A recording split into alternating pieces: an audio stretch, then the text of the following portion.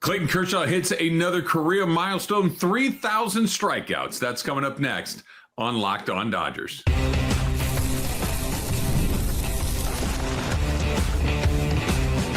You are Locked On Dodgers, your daily Los Angeles Dodgers podcast. Part of the Locked On Podcast Network, your team every day. Welcome to Locked On Dodgers. My name is Travis Rogers, spelled just like Dodgers. You can find me on Twitter and Instagram at Travis Rogers. Thanks for making Locked On Dodgers your first listen every single day, free and available wherever you get your podcasts. And of course, you can check us out on our YouTube channel. That is a great way to take in the podcast as well. And if you are an everydayer, welcome back. If you are not an everydayer, why don't you go ahead and join? All you got to do is make sure that you show up every single day and listen to the pod where we're going to cover all things Dodgers each and every day. Today's podcast, of course, is brought to you by FanDuel. Today's episode is brought to you by FanDuel. Right now, new customers can get $150 in bonus bets when your first $5 bet wins. All right, let's jump right into it. Clayton Kershaw, strikeout number 3,000. We had a really good idea that today was going to be the day that it all went down. Of course, he had the big day in Colorado about a week or so ago, and leaving himself 3 short going into this game with the White Sox, and it felt inevitable. Well, he made us all wait on the edge of our seats for quite some time. We got there, but it took some time, right? It was a 6-inning performance from Clayton Kershaw. He picked up strikeout number 3,000 with the very last pitch he threw of the night, his 100th pitch of the night. And quite frankly, not a vintage Kershaw performance by any means. It was a bit of a slog along the way. The Dodgers end up winning in the bottom of the 9th inning. We'll get to that a little bit later on in the pod. But all in all, just a wonderful night for one of the great Dodger pitchers of all time. And let's just kind of peel the onion on all of the things that happened for him tonight, because it really was a remarkable night. So 3,000 strikeouts. If you are an everydayer, you know this number by now because I've said it for the last several weeks. 3,000 strikeouts is an extraordinary number. It is a number that is more rare than winning 300 games. 300 games has happened 24 times. Clayton Kershaw tonight became just the 20th pitcher ever to rack up 3,000 strikeouts. And while the number 20 in the history of baseball is an incredibly small number, it actually is even more exclusive than that when you think about what Clayton Kershaw was able to do tonight. Just the 4th left-hander to rack up 3,000 strikeouts. Think about that. The 4 left-handed pitchers have struck out 3,000 pitchers in their careers. Clayton Kershaw becoming number 4. The others, Steve Carlton, Randy Johnson, of course, the greatest left-hander of all time, and CC Sabathia also in that group as well. So Clayton Kershaw in some elite company. Of course, you're talking about the best of the best. Clayton Kershaw will join Randy Johnson and Steve Carlton in the Hall of Fame. CC Sabathia, by the time that Kershaw is eligible, will be in there as well. So a very, very select group. The number actually gets even smaller when you go down to this number, 3,000 strikeouts with one team. It is just 3 names long. Now, Clayton Kershaw is number 3 there. The other 2, Walter Johnson, believe it or not, didn't see it with my own 2 eyes. Walter Johnson back a million trillion years ago. And Bob Gibson, of course, the legendary right-hander for the St. Louis Cardinals. So Kershaw, of course, each and every one of those 3,000 strikeouts has come in a Los Angeles Dodger uniform. And it's just another one of those lines in an extraordinary career that just kind of informs how good he has been. Here are some no numbers. If you've listened to me since I've taken over the Locked On Dodger pod, I like my baseball numbers. I think it's pretty hard to be a baseball fan and not like them, but I am not devoted to them. I also believe my lion eyes. I also believe in watching the games and what it feels like and what it looks like. But I also think that sometimes the numbers will tell a pretty compelling story. And here are some numbers about Clayton Kershaw since 2008. This is not just a good pitcher. This is a great pitcher. This is one of the greats of all time. This may be the greatest Dodger pitcher of all time. I'm sure there are some generational components to all of this, that if you are somebody a little bit older than me, maybe you are a Koufax person, maybe you are a Don Drysdale person. If you are my age, I will argue for Fernando Valenzuela and Oral Hershiser. Those were the great pitchers of my childhood. And now, of course, you've got Clayton Kershaw doing what he's doing. But how about this? Since 2008, Clayton Kershaw of pitchers that qualify, 2.51 ERA. Among the pitchers that qualify, where's that rank? Number one. His whip, walks, hits, innings pitched, 1.01. Where does that rank? Number one. His batting average against in this time since 2008, 207. Where does that rank? Number one. His fielding independent of pitching, 2.85. Number one. His home runs per 9 inning, 0.75. Number one. His FWAR, 77. Number one. 3 Cy Young awards, 1 MVP award, on and on and on and on. Just another one of those lines in a resume that's going to feel like something out of a comic book once he is finally done and getting ready to be inducted into Cooperstown. It's a great moment, and taking nothing away from the moment, but it was an unusual way that you got there. 14 2-strike counts in the night. Only 3 Ks. He needed 3 coming in. He got exactly 3, but he had 14 guys on the precipice. And of those 14 guys, only got the 3 Ks. So that means 11 guys were able to fight off that strikeout somewhere along the way, put the ball in play, get a base hit or whatever it may have been.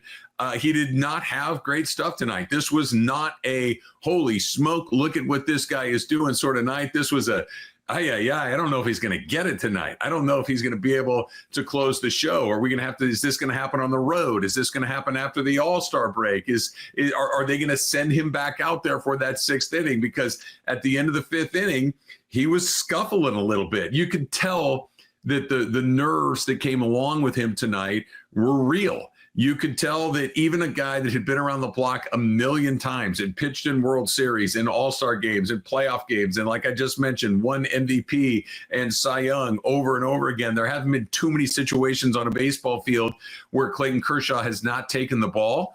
And you could tell he was pumped up. He was spiking pitches. When he got to 2 strikes, he was missing the zone by a lot. It wasn't like, the umpire was squeezing him or anything. These were no-brainer balls. These were, 58-foot curveballs. These were fastballs that missed the zone by, 6, 8, 10 inches sometimes. They were not close.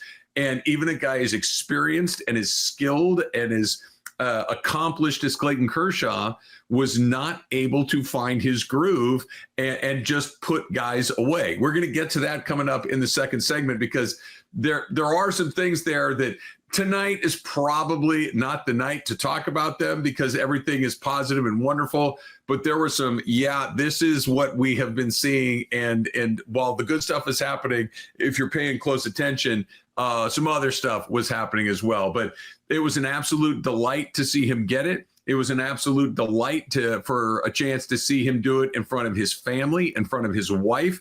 I thought that was a wonderful moment, that after he got strikeout number 3,000, he waved to his family. They waved back to him. You could tell it was an emotional moment for all parties involved. And anybody that has kids or a significant other or any of these things, that stuff hits in a way that it is very hard not to put a smile on your face. So congratulations to him and his family in doing what it was. I thought that the Dodger fans put a ton of pressure on him for nothing other than they wanted to see him do it. But you're talking top of the 1st inning, you get a 2-strike count. Everybody's on their feet. Everybody's waiting for it. And that's a whole lot of pressure. There's a whole lot of weird stuff happening for a July 2nd game when you got a 1,000,000-game lead in your division against one of the worst teams in baseball, and everybody's hanging on every pitch. That was different. It was exciting. It was fun. It was interesting to see, but you could tell that he was really kind of leaning on it. And then when it ultimately did happen, an extended standing ovation, a curtain call where he ultimately comes back out of the dugout, seeing him go into the dugout and hug his teammates and his manager and his pitching coach and the Dodger staffers that were in the dugout. You can just tell the impact that he has had, not just on the city and on Dodger fans, but on the people that actually know him, the people that have competed with him and against him and alongside him. Just a really meaningful moment like that as well.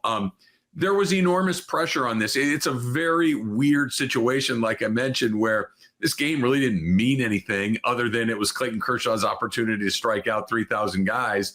But you could feel the little extra something that's in the air or whatever that is. It was certainly palpable through those early innings, and you could tell that he was feeling it. He was not sharp. He could not get that knockout punch on a lot of these guys. The 3,000 strikeout, of course, comes looking on a ball that was clearly a strike, and I'm glad it wasn't one of those borderline pitches. It caught a lot of the strike zone, fooled the hitter. But just a really cool moment for Clayton Kershaw, a really cool moment for any Dodger fans out there, and something that I'm sure we will talk about for a while. And for all the reasons that I mentioned towards the top of the segment, it is an incredibly small group of people that have struck out 3,000. It is an even smaller group of people that are left-handed that have struck out 3,000, and an even smaller group than that of people that have struck out 3,000 batters for just one team. So congratulations to Clayton Kershaw for everything that he got done tonight. Coming up next, what we actually saw from a pitching perspective from Clayton Kershaw last night wasn't very good. And I think you got to see just how good it wasn't once he was actually out of the game. That's coming up next right here on Locked On Dodgers.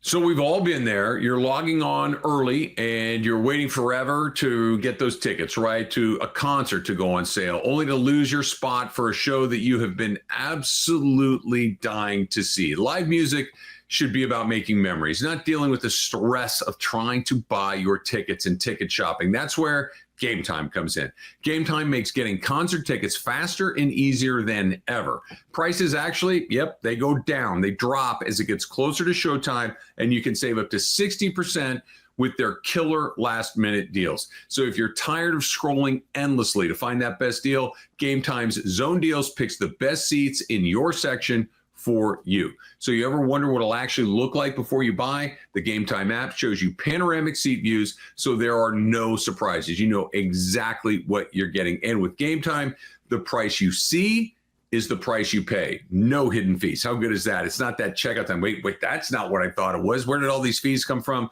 Not at Game Time. So take the guesswork out of buying concert and show tickets with Game Time. Download the Game Time app, create an account, use the code LOCKEDONMLB for $20 off your first purchase. Terms do apply. Again, create an account and redeem the code LOCKEDONMLB for $20 off. Download the Game Time app today. Last minute tickets, lowest price guaranteed.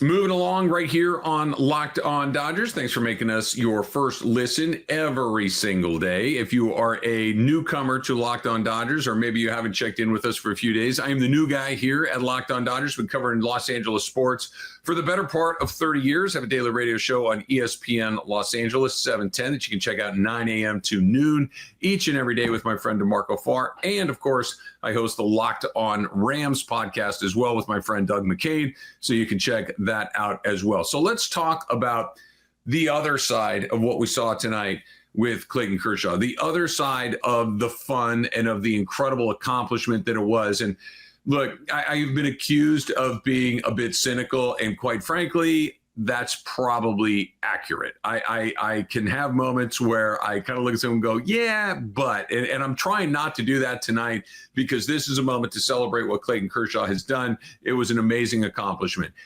However, let's talk about what this actually was along the way, right? And what this was along the way was a 6-inning performance. That's good. The Dodgers starting pitching has been far more capable at getting deeper into games along the way. But this wasn't just that he pitched 6 innings. This was 6 innings with 9 hits. This was 6 innings with 4 runs against a Chicago White Sox team that is dreadfully bad. This is 6 innings with 9 hits and a walk and 4 runs. And as exciting as those 3 strikeouts were, just 3 strikeouts against a team that is probably going to lose 110 or more games. This is a bad baseball team that they were playing against. And I think what makes it particularly illuminating about what it is that we actually saw. And again, tonight was awesome. Clayton Kershaw striking out 3,000 guys is awesome. Two things can be true at the same time. If you listen to this podcast for any length of time, you're going to hear this. The everydayers will know it. Two things can be true at the same time. It was a great night for Clayton Kershaw getting 3,000 strikeouts, and he pitched poorly.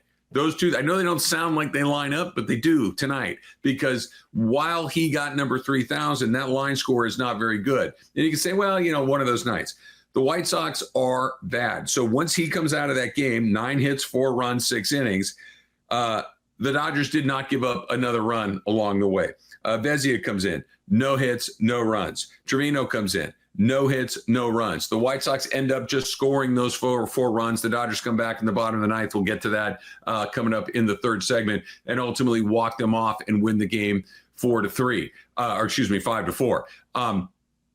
It just was not a night where he was particularly sharp. And this is the thing that I think is going to be a very tricky decision as we get later into the season. Now, one of my favorite baseball expressions that I've heard many, many managers say, including Dave Roberts, because I think it's mostly true, even though it's one of those weird vagaries that you will hear said out loud every once in a while, is that these things tend to take care of themselves. That, hey, you got 4 guys for 3 places. What are you going to do, Skip? These things tend to take care of themselves. Hey, are you going to use pitcher X in the postseason? And here we are in July. These things tend to take care of themselves. Now, it doesn't mean it's not fun to talk about, because the Dodgers right now, they need Clayton Kershaw. They need him to take the ball every 5th day, and he's done a good job of that. And tonight, while not his best, wasn't a catastrophe. It wasn't like he went out there and got, just absolutely demolished. It just wasn't particularly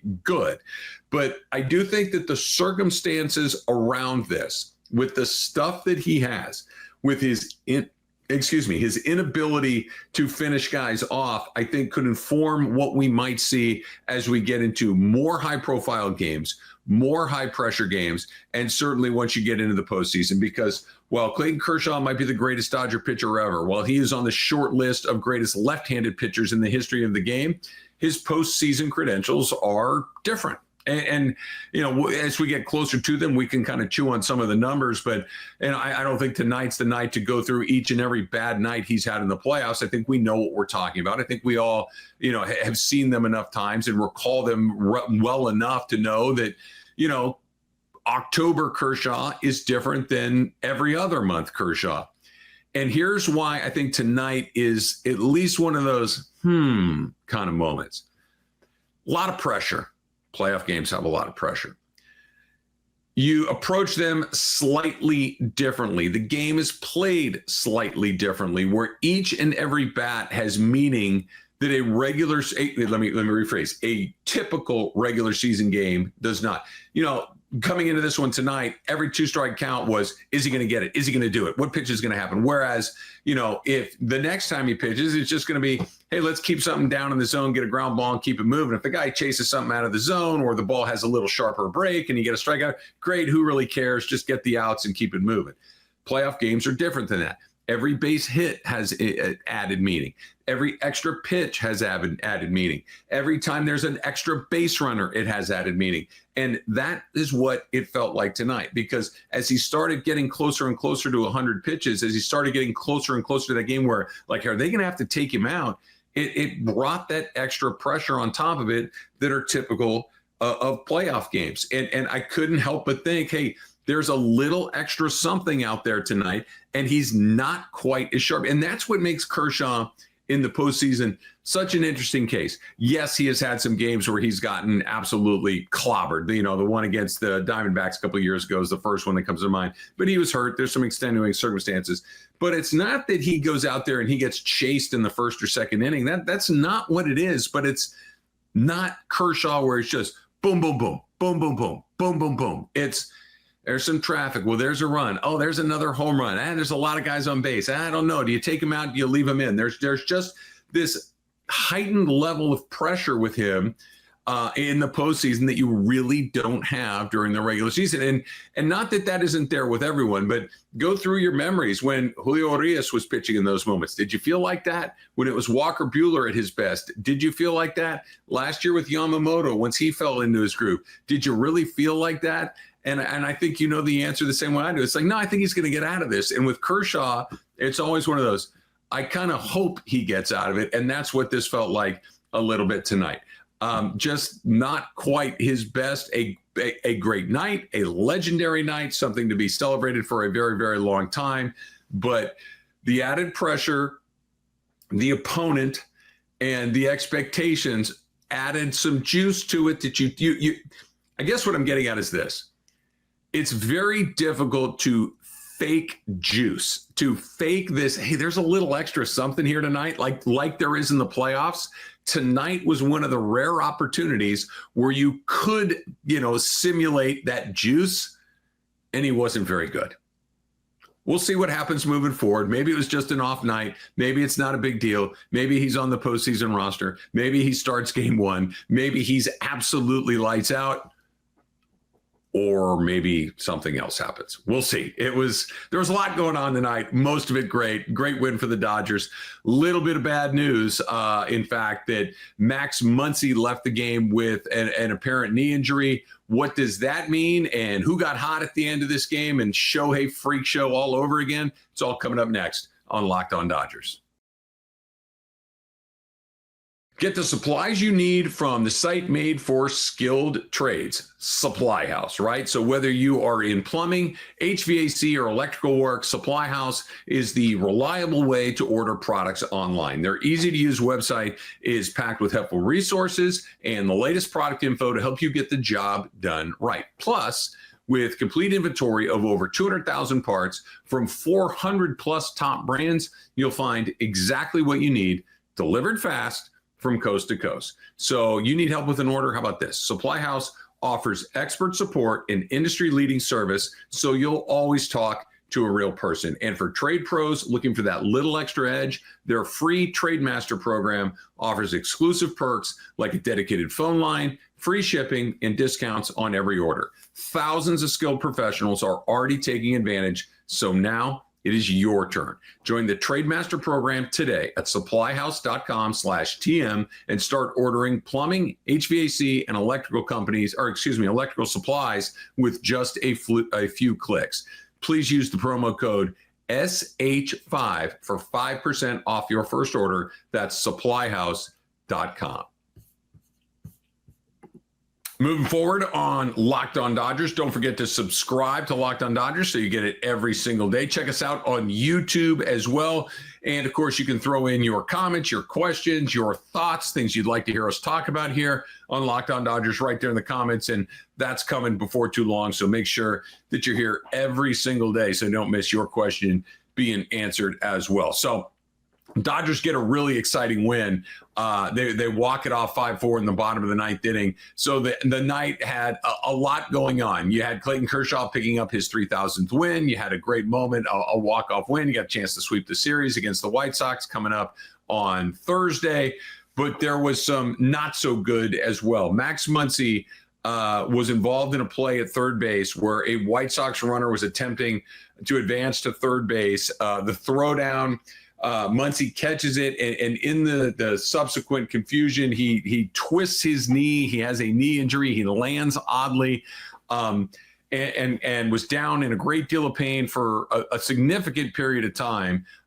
Now, good news, bad news situation. The bad news is there wasn't a single replay showed on TV. That's never a good sign as far as I can tell, because they typically will not show replays when something is particularly graphic or gruesome. There was some replays on White Sox TV that I saw on Twitter. Didn't look great. So, anytime you see something like that, and, we've all seen bad things happen to athletes, unfortunately, as far as injury goes in those moments, and they'll replay them once, you're like, and then they don't show them at all. As far as I could tell, I did not see a single replay on the Dodger broadcast. So that gives me a little bit of pause. Some good news, and again, just trying to read the tea leaves here, is that he was able to walk off the field. He had some assistance along the way. He had his arms over some Dodger trainers as he walked off the field, but he did walk off the field. They did not take a stretcher. There was no air cast or anything like that. So cross your fingers that Max Muncy comes back and is healthy and able to come back into that Dodger lineup before too long. He continues to play the way that he was because, like we talked about on yesterday's Locked on Dodgers, again, another good reason to be an everydayer. He's really found his groove. He's really become an essential part of that Dodger offense, and having him miss any sort of significant time will be a difficult challenge to overcome. Not impossible, but something that you'd really rather not have to deal with. And of course, just you feel bad for Muncy potentially missing some time. So cross your fingers there and hope that he's able to come back in a meaningful way. So, but before too long. So we'll keep you updated on that as we get more information. Some good news towards the end of the game, and really the entire game. Just about every Dodger offensive player seemed to contribute in a way tonight. Michael Conforto had a huge catch. That game, you go back that first inning, Conforto catches a ball up against the bullpen gate in left field that I really do think would have left the ballpark. I think it would have been just to the foul pole side of the bullpen and snuck in there. Conforto makes it for the third out of the first inning. If not, that ball goes into the seats. That's a 4-0. It's a 4-run first inning. Who knows what Kershaw does after that? So Michael Conforto contributes. Pages with another big night offensively. Will Smith hits a home run. And then let's talk about that ninth inning. White Sox, again, not a great team. So, once you get into that pen, you always feel like you got a good chance. And if you're the Dodgers, you always feel like you got a pretty good chance. But what happened, I think, was good. You saw some walks to put pressure on. And now all of a sudden, here comes Shohei Ohtani with a chance to pop one and win the game. He comes up with the bases loaded and hits a ball to second base that immediately makes you think, uh-oh, that's a 4-6-3 double play. But Ohtani, because he's from somewhere else, not Earth, I don't know where it is that this dude comes from, and I'm not talking about Japan.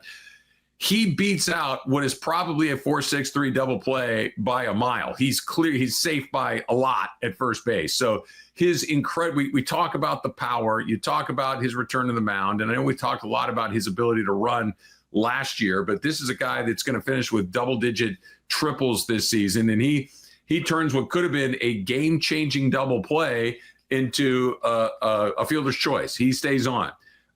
Bases get loaded again after a Will Smith walk, and he does what Mookie Betts hits a sacrifice fly. Mookie Betts has been ice cold of late. Chance for him to pop the game open. What happens?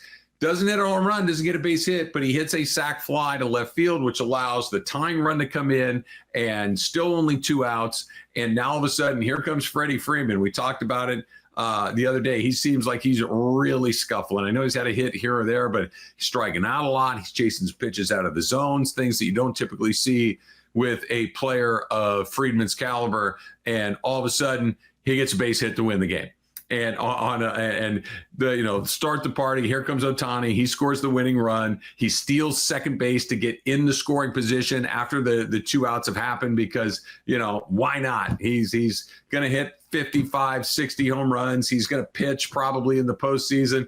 Why not get a leg fielder's choice? Why not steal second base to get the winning run in scoring position with a couple of outs? And why not bring it around on a Freddie Freeman base hit to right field? And that is the true beauty of this Dodger lineup, that Ohtani himself can beat you 100 different ways. Mookie Betts is about as cold as you're ever going to see. Mookie Betts gives you a big at-bat in a big spot. Freddie Freeman is down in the hole in a way that you're not going to see very often, and yet with the game on the line, what does he do? He finds the baseball in the barrel of the bat, he hits a hit, Dodgers win the game.